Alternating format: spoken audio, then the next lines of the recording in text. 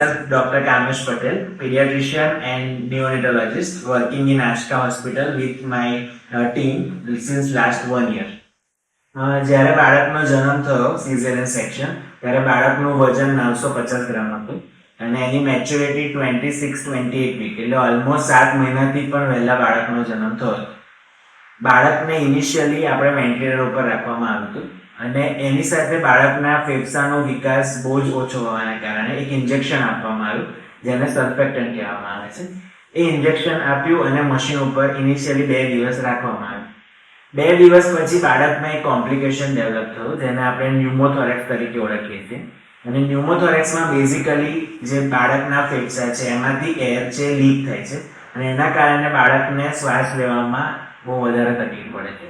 એટલે એના કારણે આપણે એને આઈસીડી ઇન્સર્શન કરવામાં આવ્યું હતું, જે એક ટ્યુબ હોય છે કે જે બાળકના ફેફસામાં અંદર ઇન્સર્ટ કરીએ છીએ આપણે. અને એના કારણે જે લીક થતી એર છે જે બહાર નીકળી છે.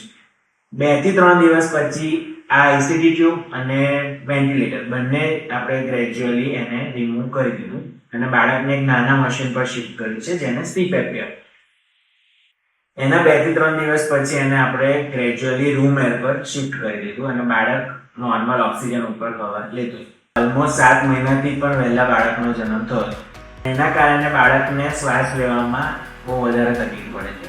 એની ફીડિંગ જર્ની સ્ટાર્ટ અને એ વખતે એને આપણે પીક લાઇન ઇન્સર્શન કરવામાં આવે છે. એના માટે એક લાઇન નાખવામાં આવે છે જેને પેરિફેરલી ઇન્સર્ટ કરવામાં આવે છે, જે ઓલમોસ્ટ 20 to 21 ડેઝ સુધી ચાલે અને જેના કારણે ફ્રીક્વન્ટ વિગો ઇન્સર્શન આપણે અવોઇડ કરીશું.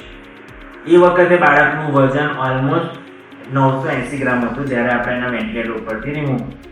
એના પછી એના ફીડિંગ જર્ની સ્ટાર્ટ થઈ. બાળકને 1 ml 2 ml એ રીતે ગ્રેજ્યુઅલી બાળકનું ફીડિંગ આપણે વધાર્યું અને આફ્ટર 15 ડેઝ બાળકની રિક્વાયરમેન્ટ પ્રમાણે એના ફૂલ ફીડિંગ સુધી પહોંચે.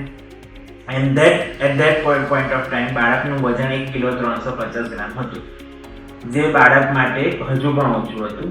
એની ફીડિંગ જર્ની સ્ટાર્ટ અને એ વખતે એને આપણે પીક લાઇન ઇન્સર્શન કરવામાં આવે છે. એના માટે એક લાઇન નાખવામાં આવે છે જેને પેરિફેરલી ઇન્સર્ટ કરવામાં આવે છે. એના પછી આપણે બાળકને શિફ્ટ કર્યું કે જેથી મધર સાથે બોન્ડિંગ થાય. એના માટે કાંગારૂ મધર કે મધર એને બાળકને ઇનિશિયલી ફીડિંગ આપી શકે, સ્પૂન ફીડિંગ આપી શકે અને ધીરે ધીરે NNS ટ્રાયલ આપણે સ્ટાર્ટ કર્યો. NNS એટલે નોન ન્યુટ્રિટિવ સકિંગ. જ્યારે બાળક પ્રોપર સ્વેલો ના કરી શકે ત્યારે ઇનિશિયલી મધરની બ્રેસ્ટ એમ્પ્ટી કરીને એ જે ખાલી બ્રેસ્ટ છે એમાં બાળકને સકિંગ કરાવતા હોય છે, જેને NNS કહેવામાં આવતું હોય છે. એ ટ્રાયલના 3 થી 4 દિવસ પછી બાળકનું સકિંગ ઇમ્પ્રૂવ થયું અને પછી બાળકને ધીરે ધીરે આપણે બ્રેસ્ટ ફીડિંગ ઉપર શિફ્ટ કર્યું.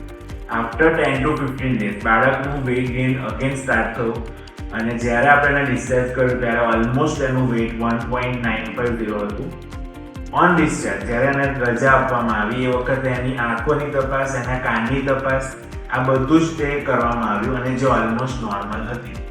અને એના પછી આપણે બાળકને વેક્સિનેશન સાથે ડિસ્ચાર્જ કરવામાં આવ્યું. જ્યારે બાળકને નોર્મલી પ્રીટર્મ જન્મતા હોય એને એ પણ લેસ ધેન 30 વીક ત્યારે બાળકમાં કોમ્પ્લિકેશન થવાના ચાન્સીસ છે જેનું નામ છે ROP, રેટાઇનોપેથી ઓફ પ્રીમેચ્યોરિટી, જેના કારણે બાળક આંધળું પણ થઈ શકે છે. બ્લાઇન્ડનેસનું મોસ્ટ કોમન કારણ પણ છે, જે તમારું વધારે પડતો ઓક્સિજન આપવાથી, જે વધારે પડતું વેન્ટિલેટર આપવાથી થતું હોય છે, જે કોમ્પ્લિકેશન આપણે પ્રિવેન્ટ કરી શકીએ છીએ બાળકમાં.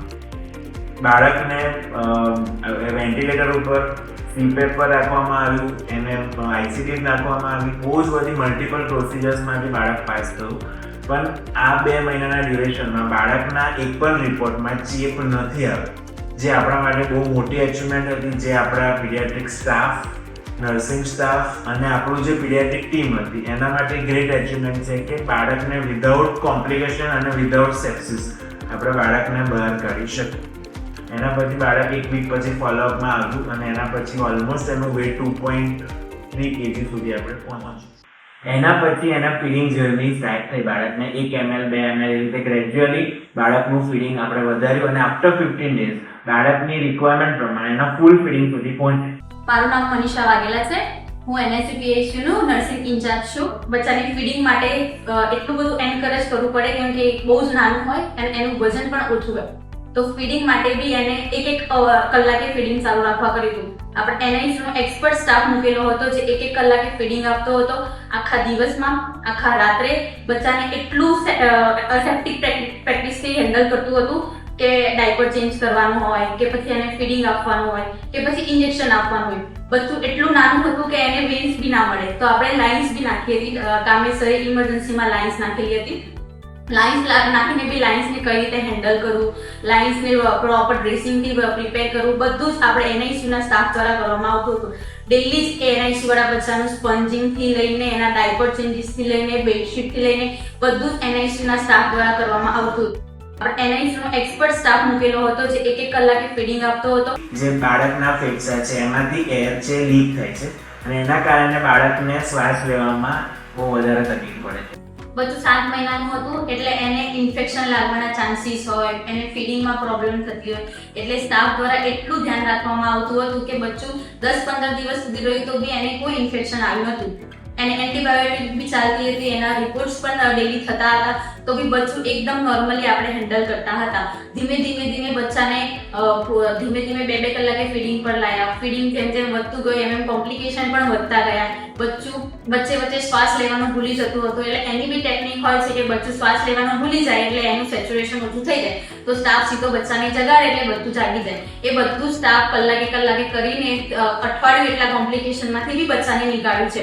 1.5 મહિના પછી બચ્ચાને એની મમ્મી જોડે બી મોકલ્યું કે કાંગારૂ મધર કેર દ્વારા થાય. બચ્ચાને કાંગારૂ મધર કેર બી કરાવડાવી. ધીમે બચ્ચાની લાઇન્સ પણ નીકળી ગઈ. એન્ટીબાયોટિક ચાલતી હતી એ બી બંધ થઈ ગઈ. પછી જે આઈવી ફ્લુઇડ જતું હતું એ બી બંધ થઈ ગયું અને ફીડિંગ ધીમે વધવા લાગ્યું. ફીડિંગ વધ્યું પછી બચ્ચાને મધરની જોડે બી આપ્યું કે મધરનું ફીડિંગ લે. સૌથી સ્ટેજ હતો મોટો કે મધરનું ફીડિંગ લે. બચ્ચું નાનું હોય એટલે મધરનું ફીડિંગ જલ્દી ના લઈ શકે, તો બી આપણા એક્સપર્ટ સ્ટાફ હોય, જે આપણા ત્યાંના અટેન્ડન્સ સ્ટાફ છે એમના દ્વારા મમ્મીને પણ શીખવાડવામાં આવ્યું કે બચ્ચાને કઈ રીતે હેન્ડલ કરવું, કઈ પોઝિશનમાં એને ફીડિંગ આપવું, કેટલા ટાઈમ સુધી ફીડિંગ આપવું, ફીડિંગ પછી બી બચ્ચાનું કઈ રીતે ધ્યાન આપવું, બધું જ મમ્મીને શીખવાડ્યું અને બચ્ચાને ધીમે ફીડિંગ લેતા પણ આવડી ગયું. એમ કરીને ધીમે 2 મહિને બચ્ચું ડિસ્ચાર્જ કર્યું. બચ્ચાનું વેટ 980 હતું. બચ્ચાને જ્યારે ડિસ્ચાર્જ કર્યું ત્યારે બચ્ચું 2.5 એટલે એને આપણી હોસ્પિટલમાંથી ગયું હતું. અને બચ્ચું એટલું સારું હતું કે એને કોઈ ઇન્ફેક્શન પણ નહોતું અને એના પેરેન્ટ્સ બી બહુ જ ખુશ થયા હતા એનઆઈસીયુના સ્ટાફ, એનઆઈસીયુના ડોક્ટર અને આપણી એનઆઈસીયુની ટ્રીટમેન્ટથી.